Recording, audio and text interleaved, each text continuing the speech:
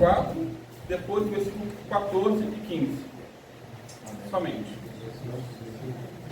Diz assim: ouçam, palavras do Senhor Jesus, né? O semeador saiu a semear. Enquanto lançava a semente, parte dela caiu à beira do caminho, e as aves vieram e a comeram. Versículo 14, nosso Senhor Jesus explica parte dessa palavra. O semeador semeia a palavra. Algumas pessoas são como a semente à beira do caminho, onde a palavra é semeada. Logo que a ouvem, Satanás vem e retira a palavra nelas semeada. Podem sentar-se. O pastor já orou por mim. Amém.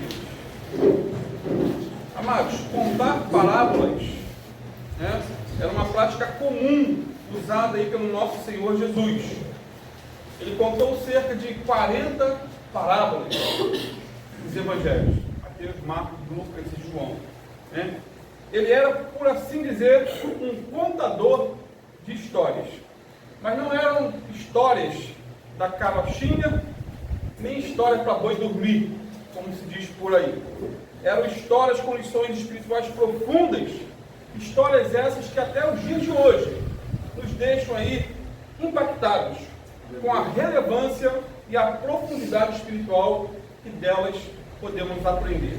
Portanto, uma parábola é uma história curta com verdades espirituais que podem ser aplicadas no nosso dia a dia. E no texto que lemos, Jesus já começa dizendo o quê? Eis que o semeador saiu a semear. Eis que o semeador saiu a semear. E assim começa a famosa parábola do semeador, ou comumente chamada também de parábola dos solos, ou ainda conhecida por alguns como a parábola das sementes. Eu vou falar sobre essa semente. Não deixe o diabo roubar essa semente do teu coração. Semente da palavra de Deus. Agora, qual a imagem que temos aqui nessa parábola? Qual seria a imagem? A imagem de um agricultor à moda antiga, dos tempos bíblicos, né? Ele lançava as sementes sobre os solos e só depois ele arava a terra. Ele lançava as sementes e depois passava o arado através de bois. Hoje em dia o método é outro. Primeiro se prepara a terra, não é isso? E depois é que se lança as sementes. E detalhe, essa palavra foi repetida.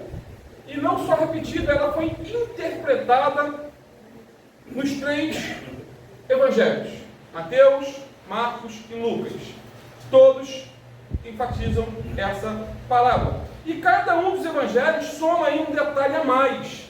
Cada um, se você for fazer a comparação, você vai ver um detalhe a mais que somam a uma explicação geral nesse assunto.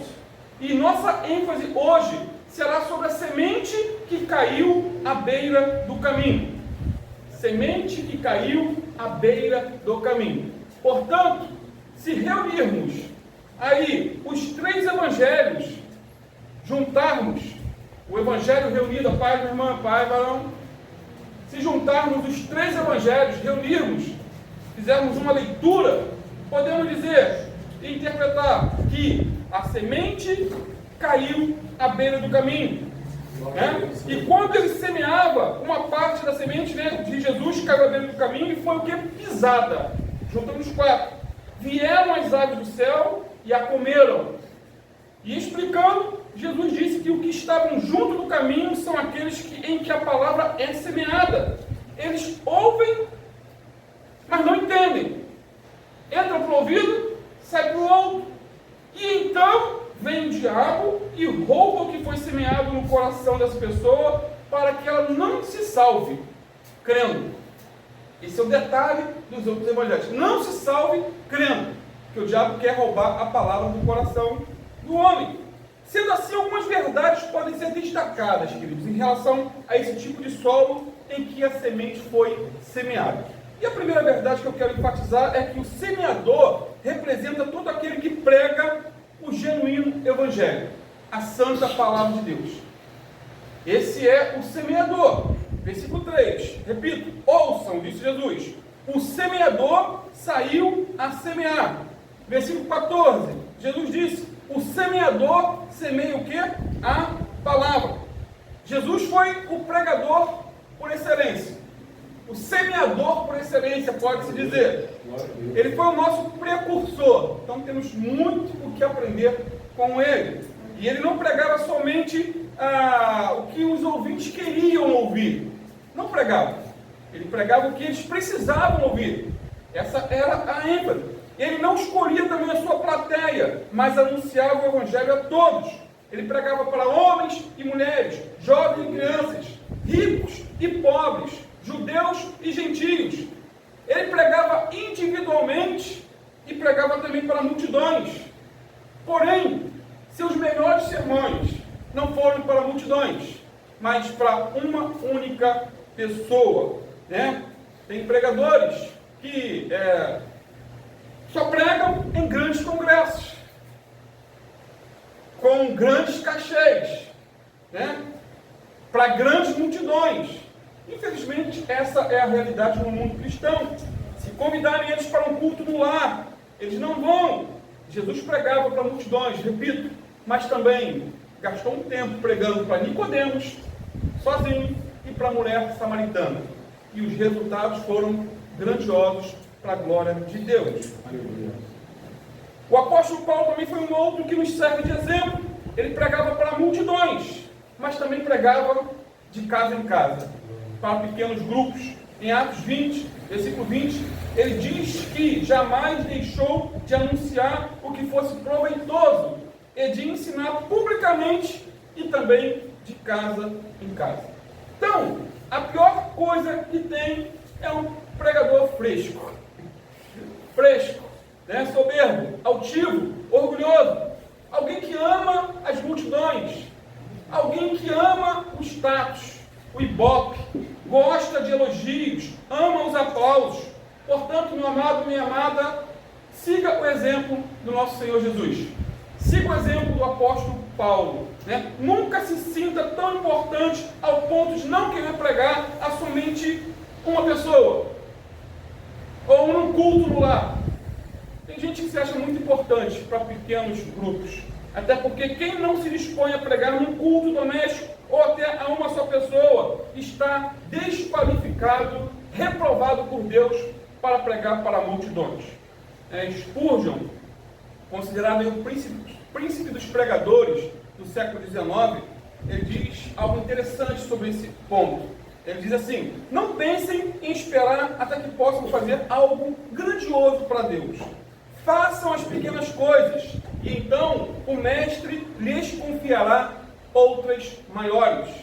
11 anos atrás eu estava falando somente às crianças da escola bíblica dominical. Detalhe, no século XIX ele teve a maior igreja do mundo, com mais de 5 mil membros, né? E ele diz, 11 anos atrás eu estava pregando somente às crianças da escola dominical. Há 10 ou 9 eu pregava em salas insignificantes aqui e ali, e geralmente eu ia a pé, uma vez ou outra pegando carona em carroças. Em algumas dessas idas e algumas aldeias, quantas vezes ocorreu de os riachos estarem tão cheios que não se podia atravessá-los da maneira convencional? Então eu tirava os sapatos e meias e avançava na água, que chegava aos joelhos, para depois tentar me recompor da melhor maneira e continuar a viagem até a capelinha, para 20 pessoas, e pregar, e depois voltava da mesma maneira. Hoje, tenho certeza absoluta de que, se eu não estivesse disposto a pregar aquele pequeno grupo de pessoas em lugarejos rurais desconhecidos, eu jamais teria tido o privilégio de pregar a milhares de homens e mulheres em prédios majestosos por todo o país. E ele conclui dizendo: se alguém almeja ser despenseiro na casa de Deus, precisa primeiro preparar-se para servir como lavador de pratos na cozinha e ficar contente em lavar as panelas e limpar as botas. Eu gosto muito desse texto. Lembre-se da regra do Senhor, que ele disse: todo aquele que se exalta será humilhado, e o que se humilha será exaltado. Então, amados, o semeador é um pregador da palavra. Ele prega para 1, para 20, ou para 1000, da mesma maneira. A segunda verdade que eu tiro desse texto é que a semente é a palavra de Deus. Não é isso? Em Lucas 8:11, Jesus explicando essa parábola, ele afirmou, dizendo que a semente é a palavra de Deus. Sendo assim, o que deve ser pregado, semeado, não é a palavra, o pensamento e nem as interpretações humanas, mas a palavra de Deus, que é viva e eficaz, e mais penetrante do que espada aguda de 2 gumes, como diz Hebreus 4:12. Isso porque a semente é sempre boa, amém?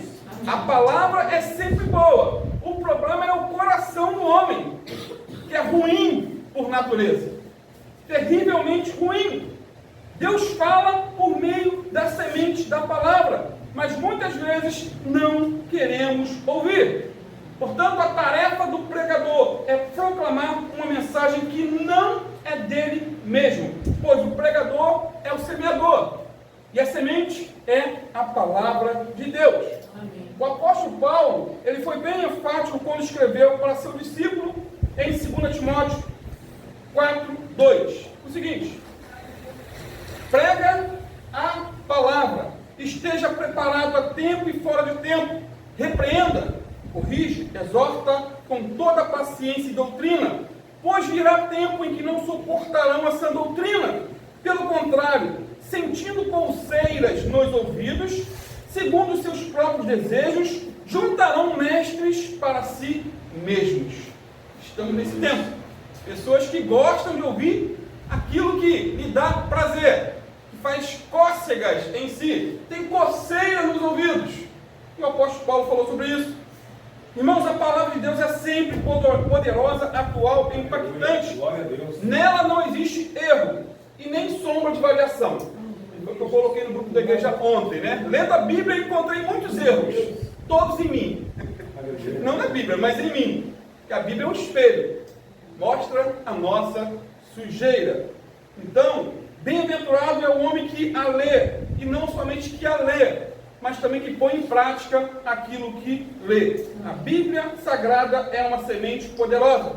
Agora, se a semente é a santa e poderosa palavra de Deus, o pregador, e eu falo aqui para alguns pregadores, deve conhecer essa palavra. É fundamental, não é isso? O pregador deve selecionar as sementes com dedicação. Ele precisa pregar a palavra e não sobre a palavra. Ele precisa expor o texto bíblico e não impor no texto bíblico aquilo que ele acha, que pensa, que ouviu de terceiros. Essa é a tarefa do pregador. Ele deve conhecer o texto da sua mensagem. Já viu aquele tipo de pregador que mata a pregação na leitura inicial do texto? Ele não conhece o texto que leu, a semente. E você vê pela própria leitura, né? Tropeça em várias frases, engole vários pontos, despreza muitas vírgulas, e depois começa o sermão. Fala de tudo, menos do texto que leu. Ele viaja, e o ouvinte viaja junto com ele. E eu já viajei tanto, queridos, em mensagens. Flutuei, fui, vaguei. Fiquei perdido.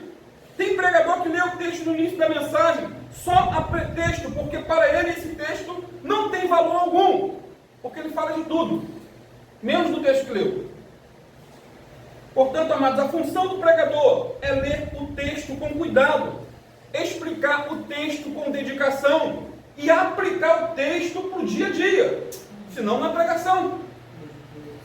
Alguém já disse que o pregador é um construtor de pontes que procura vencer a distância entre a palavra de Deus e a mente humana. Ele faz também uma ponte entre o mundo antigo e o mundo atual. E mais, ele precisa dar o melhor de si para interpretar as Escrituras com tanta precisão e simplicidade e aplicá-las com tanta arte que a verdade possa atravessar essa ponte do mundo antigo para o mundo atual. Então, queridos, se a semente é a palavra de Deus e o semeador é o pregador fiel, essa palavra com certeza vai frutificar quando cair num coração bom. Só que nem todos os corações são bons. A terceira verdade do nosso texto inicial é que a semente, mesmo sendo boa, e o pregador, mesmo sendo fiel, bíblico, pregando aquilo que leu, aplicando, muitas vezes, essa mensagem chega a ouvintes de coração duro, coração de pedra, petrificado, endurecido, com o passar dos anos. Vou ler mais uma vez o versículo 4, depois o 15, para fixar. Diz assim: enquanto lançava a semente, parte dela caiu à beira do caminho, e as aves vieram e a comeram.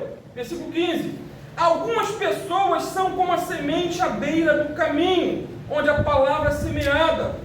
Logo que a ouvem, Satanás vem e retira a palavra nelas semeada. Queridos, isso é sério.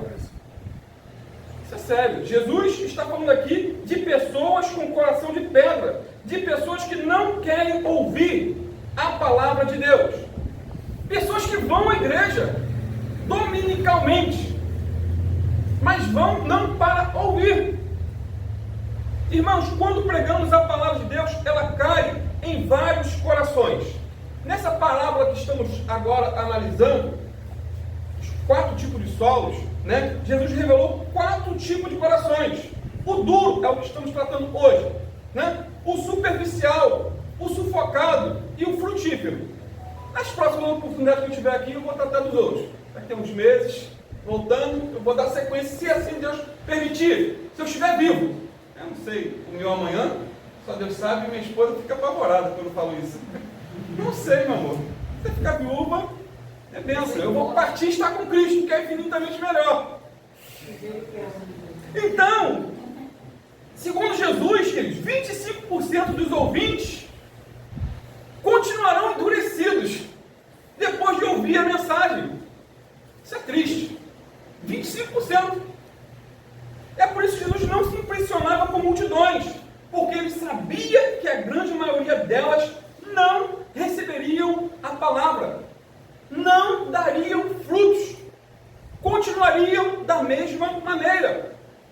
A grande verdade é que hoje em dia muitos saem da igreja piores do que entraram. Piores, queridos, piores. Saem mais duros, mais incrédulos, saem mais mundanos do que quando chegaram. Essa é uma dura realidade, mas é a pura verdade. Tem uma frase muito comum que diz que o mesmo sol que amolece a cera, endurece o barro. E o mesmo podemos dizer em relação à mensagem. O mesmo sermão pregado, que leva alguns às lágrimas, ao quebrantamento e ao arrependimento, endurece a outros. Faz com que a pessoa fique insensível.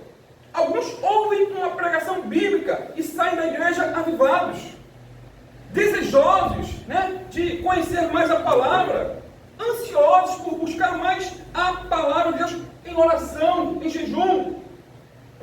Tomam uma atitude de mudança para melhor. Outros, porém, ouvem a mesma mensagem, saem da igreja. Muitos vão para o motel com a namorada, saem da igreja, vão para o bar encher a cara, saem da igreja e vão para casa assistir pornografia. A mesma mensagem, caiu em corações diversos. A mesma palavra que produz vida para alguns, produz morte para outros. E isso é lamentável, mas é a realidade. Não foi eu que disse, Jesus disse isso. Portanto, uma pessoa endurecida, ela ouve, mas não presta atenção. Ela escuta muito, mas não compreende nada. E a culpa não é de Deus. Não é de Deus, e muitas vezes nem é do pregador. Às vezes a pessoa mesmo quer carne de pescoço, carne dura, ruim, incircuncisa, rebelde. E é claro que muitos pregadores são culpados, muitos pregadores são culpados de endurecerem o coração dos seus ouvintes. Muitos são.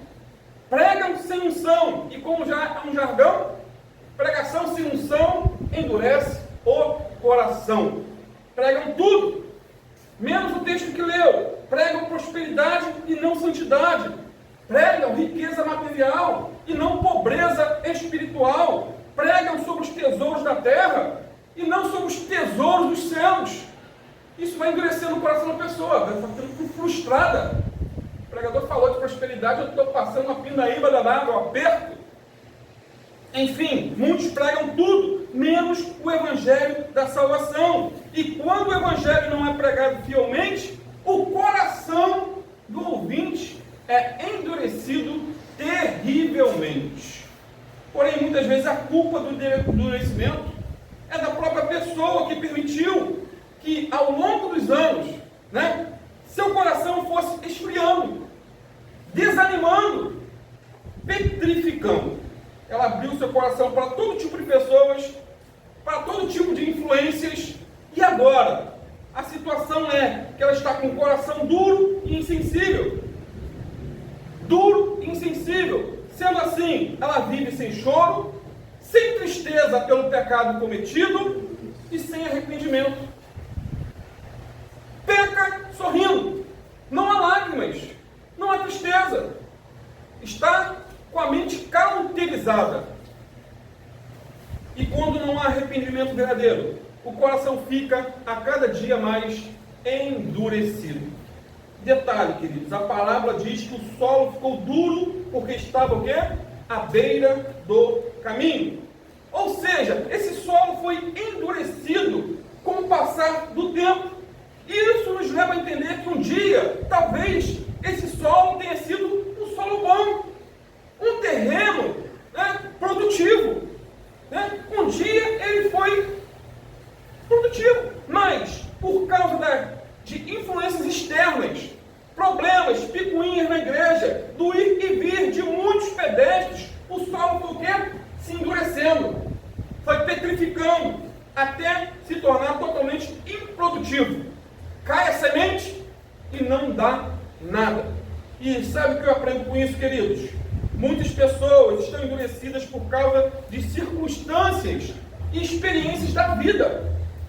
Muitas pessoas estão endurecidas por causa de circunstâncias e experiências da vida. Talvez no início da caminhada ela era mais sensível à voz de Deus. No início da caminhada ela buscava mais a presença do Espírito Santo.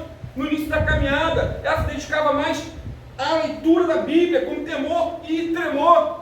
Lia com tanto desejo de ouvir a voz de Deus através da Bíblia. Mas isso foi se perdendo com o passar dos anos, com o ir e vir de muitos pisando aquele solo. Já viu o solo, caminho lá vai um? Pisa, todo mundo passa no mesmo lugar e daqui a pouco nem capim nasce. Esse é o solo pisado. Muita gente às vezes decepciona. Muita gente às vezes a humilha, despreza, e ela vai ficando dia após dia mais dura, dia após dia mais insensível.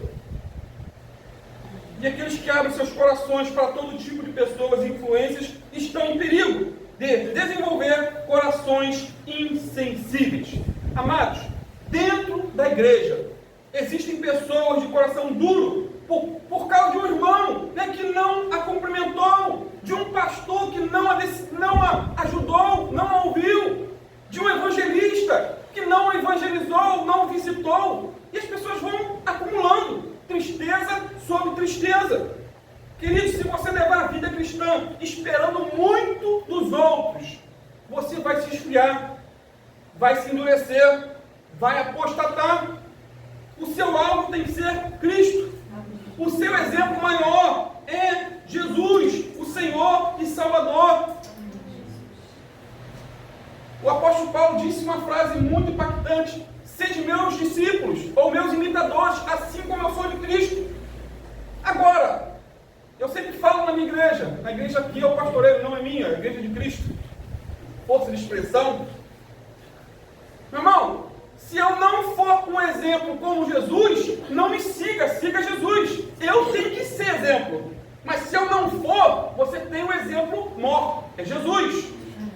Porque tem gente que olha tanto para o pastor E quando o pastor cai, ele cai junto, se esborracha no chão.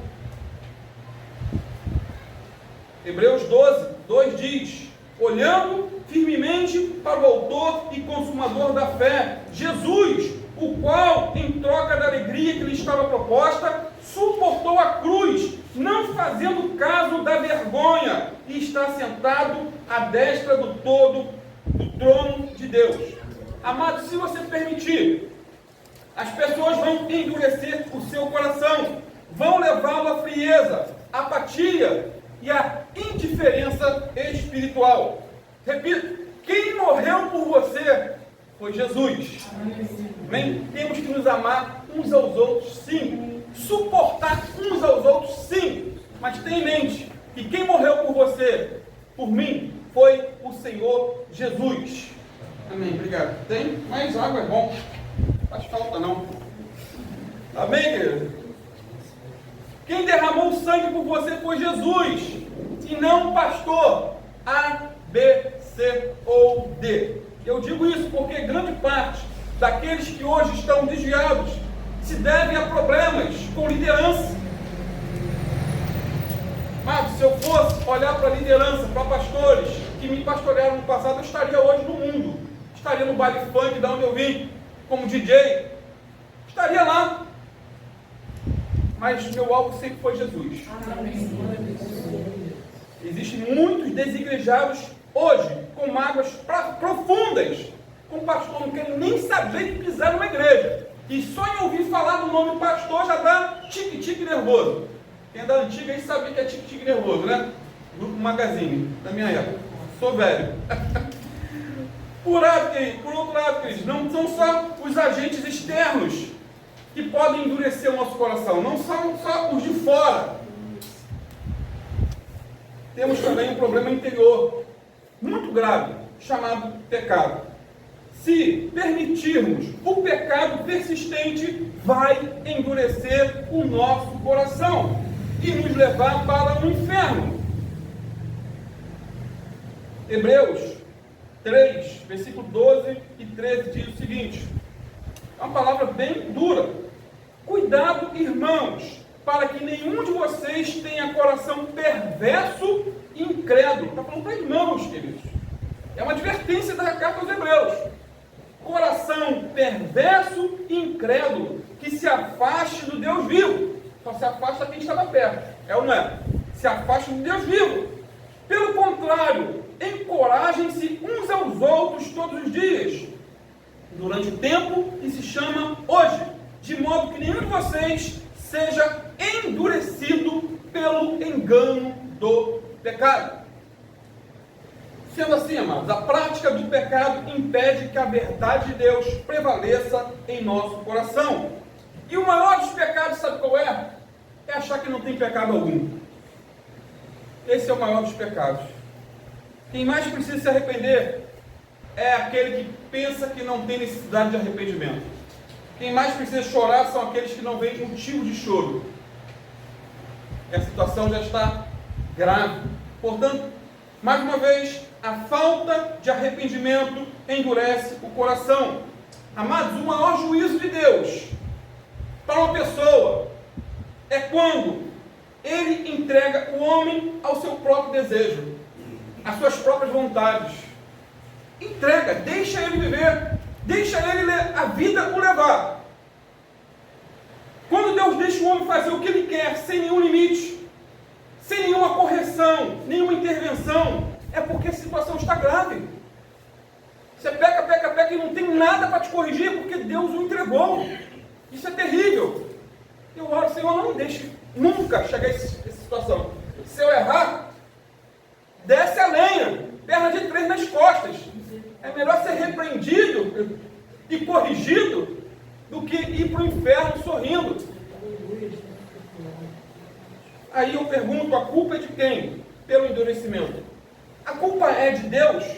Será que a culpa é do pregador quando a pessoa é insensível? Não, queridos, a culpa é do próprio homem que não permitiu a palavra entrar e arar o seu coração. A grande verdade é que um coração duro e petrificado é consequência, muitas vezes, de um longo processo de desobediência. É a mente cauterizada, como o apóstolo Paulo disse. É como brasas em ferro no local, fica insensível. A Bíblia diz que Deus endureceu o coração de Faraó, não é isso? Mas antes de Deus endurecer o coração do sujeito, ele próprio havia endurecido o seu próprio coração. Muitos querem colocar a culpa em Deus. É Deus que faz isso. Deus, irmão, nós não somos robôs. Somos seres humanos, com vontade, escolhas. Olha o que Deus disse para Ezequiel em relação aos seus ouvintes. Ezequiel 33, 32. De fato, para eles, os ouvintes de Ezequiel, você não é nada mais do que alguém que entoa cânticos de amor com uma bela voz e que sabe tocar um instrumento. Pois eles ouvem as suas palavras, mas não põem em prática. E olha que Ezequiel pregava aquela mensagem dura, mas o povo ouvia como se fosse canção, musiquinha. Estava nem aí pelo que estava sendo pregado, pela admoestação que estava sendo dada. E eu te pergunto nessa noite, como está o seu coração? Amolecido ou endurecido? Rapaz, culto de primeira vez aqui, São Pauleira, né? Misericórdia. Você tem melhorado ou piorado com o passar dos anos? Seu coração está cada dia mais duro ou mais sensível à voz do Espírito Santo? Só você pode responder, queridos. Eu posso falar por mim, não posso falar nem pela minha esposa e nem pela minha filha que está na África. A Bíblia diz que cada um de nós dará conta de si mesmos a Deus. Paulo diz, examine-se com o homem a si mesmo, depois coma do pão e beba do cálice. A quarta verdade que eu destaco em nosso texto inicial é que quando o coração é duro, ou quando permitimos que o coração seja endurecido, o diabo ganha vantagem e rouba a palavra. Jesus disse que quando a pessoa não entende a palavra, por ter o coração pisado, endurecido, o diabo vem, faz o quê? Rouba a palavra. Jesus que disse. Então podemos deduzir com isso que o diabo passeia nas igrejas.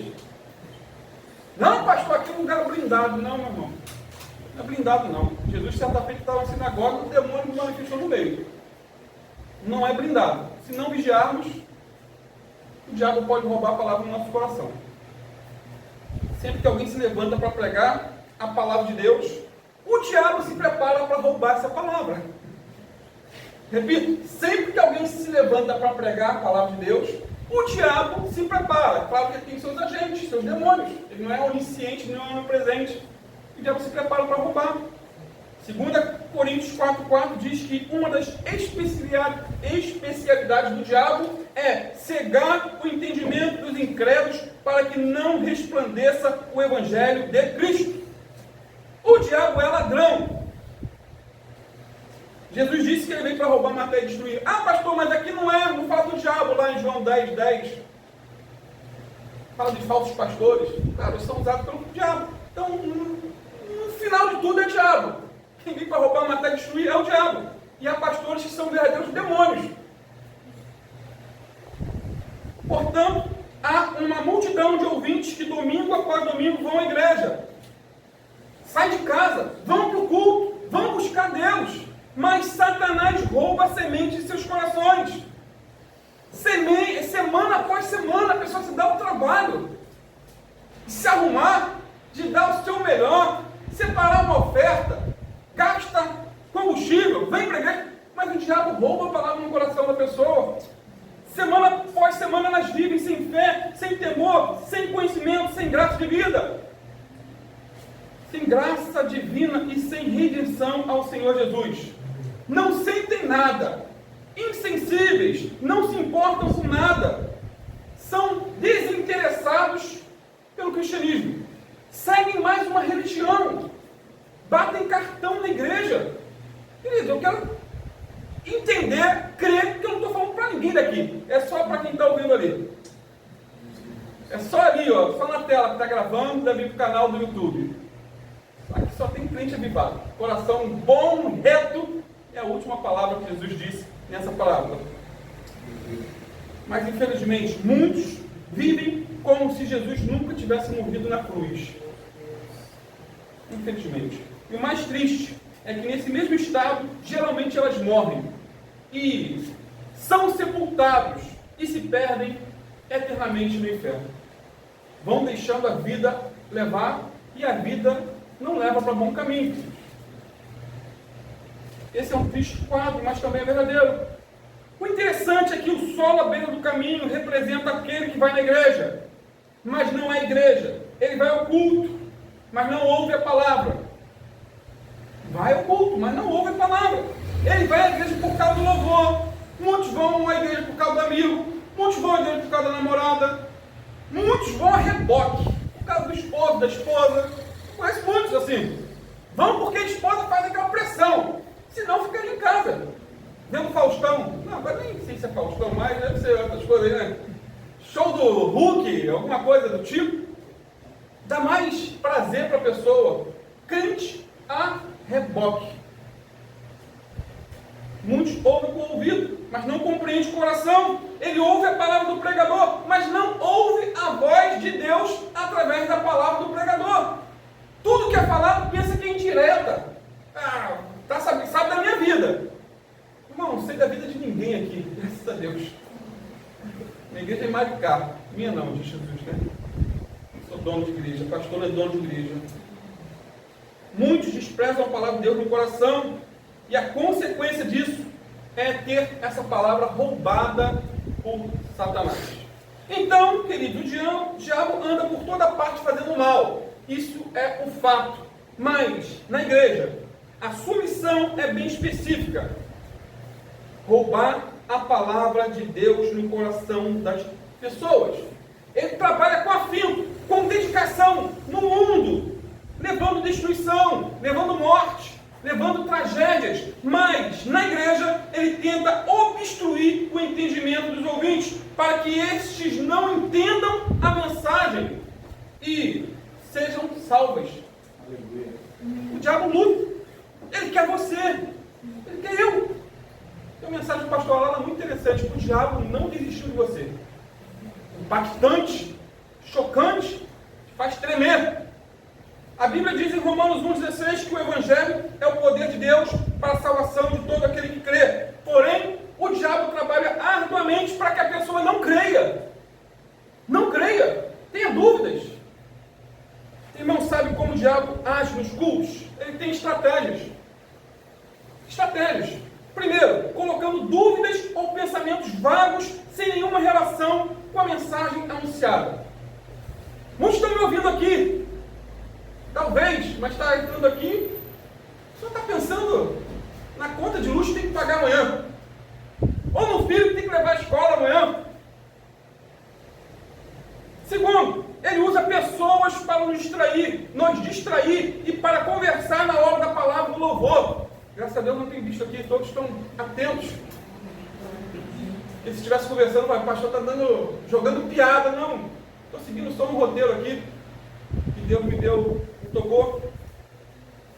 Ele usa pessoas para nos distrair e para conversar na hora da palavra do louvor.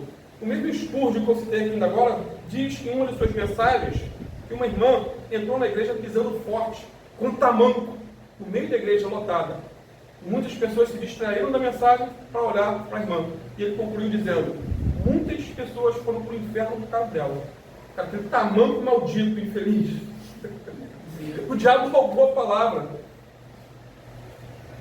Terceiro, o diabo instiga as pessoas a se levantar para beber água ou ir no banheiro na hora da mensagem, sem vontade de beber água, sem vontade de ir no banheiro. Vai lá tomar água, atrapalha o culto, vai. Perturba o pastor. Meu irmão, isso é sério, queridos. Isso acontece, isso é mais real do que nós imaginamos. Quarto, ele coloca um cansaço fora do normal na pessoa, levando a pessoa ao sono. A pessoa fica lá tentando abrir o olho assim, mas não vai, meu irmão. Às vezes é culpa do pregador. Ele faz a pessoa dormir. Já escutou aquela história de um avô que foi para a igreja com o netinho? E está lá, o pregador pregando. Daqui a pouco eu vou cair no sono. Aí o pregador vai, meu filho, acorda, teu avô está dormindo. Ele fala, acorda o senhor que fez ele dormir. E outro pregador que toda vez que ele pregava, o povo dormia. Toda vez que ele pregava, o povo dormia. Aí ele pegou e falou assim, eu tenho que saber por que esse povo dorme tanto na minha mensagem. Ele gravou a mensagem na época de fita cassete, levou para casa e foi ouvir a mensagem. Em 5 minutos ele dormiu. Tão ruim que era. Aí, o problema não é o povo. O problema sou eu. Me ajuda, Senhor. Unge meus lábios. Aviva minha alma. Para que esse povo não durma mais na hora da mensagem.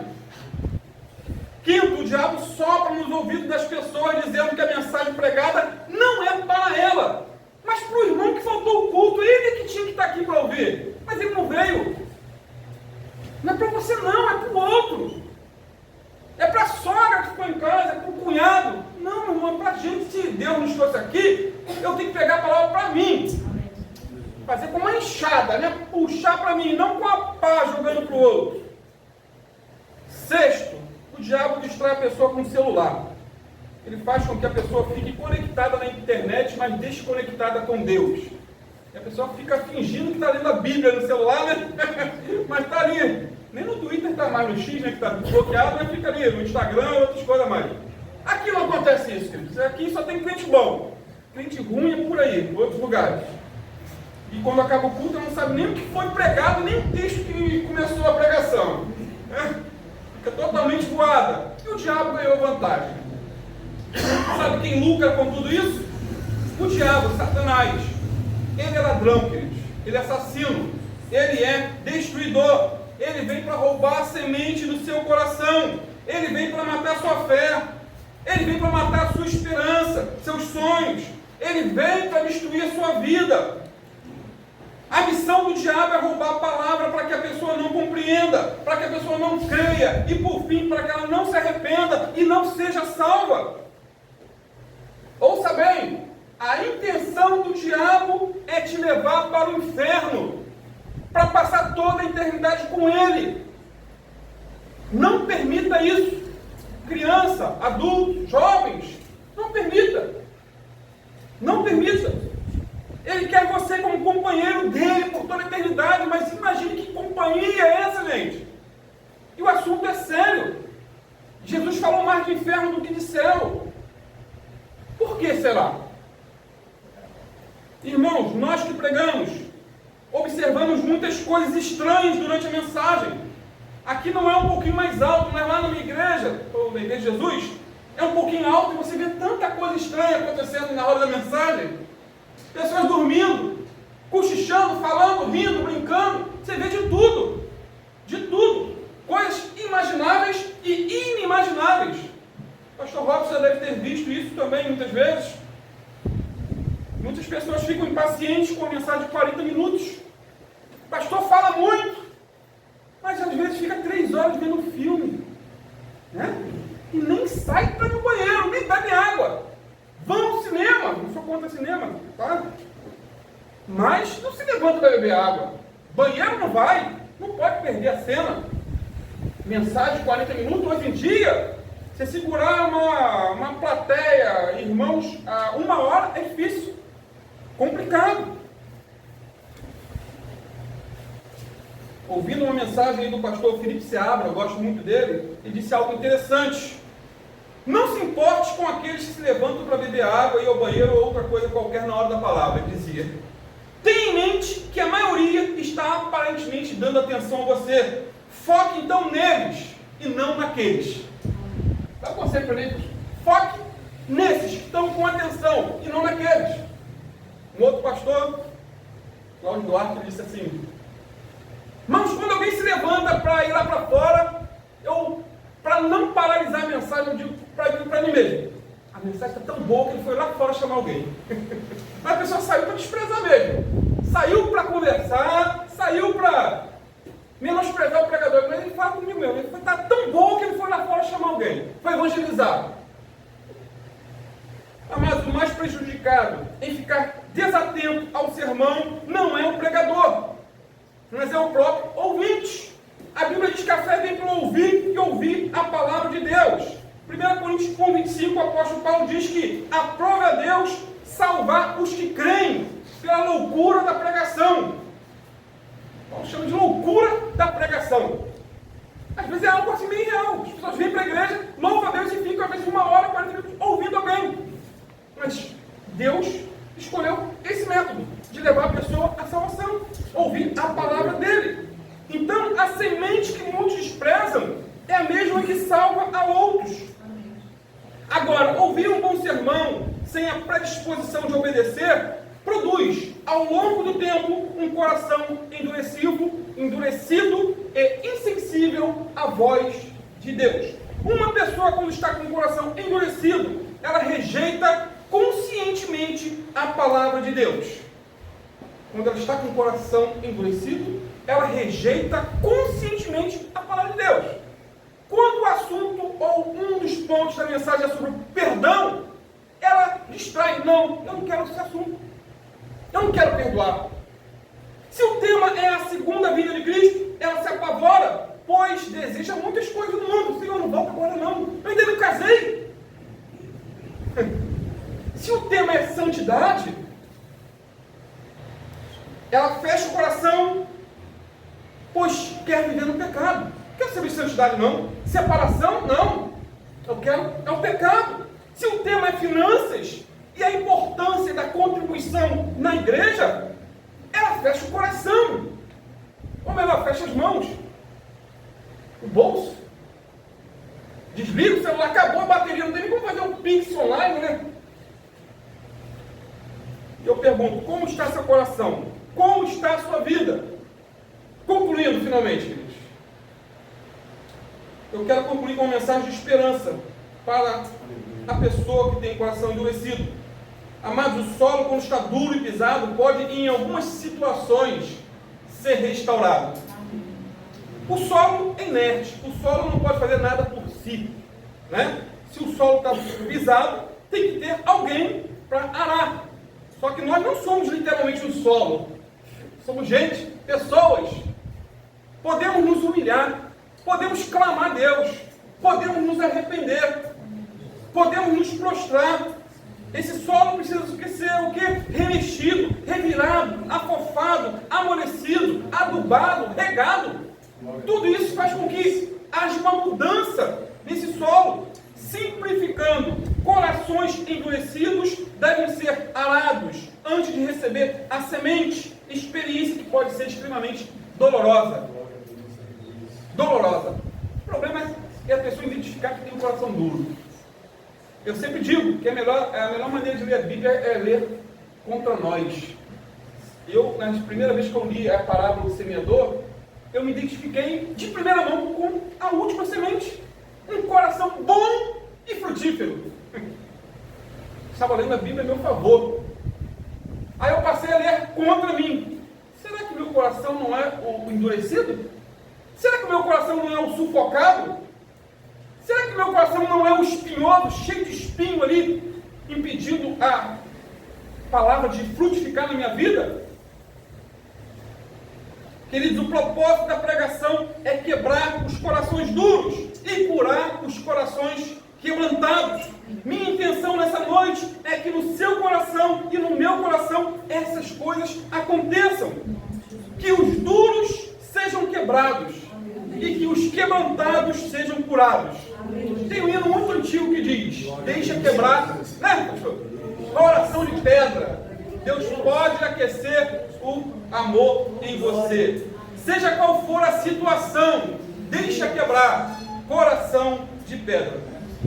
Então, queridos, assim como muitas vezes permitimos que nosso coração se endureça, podemos agir também para que ele amoleça.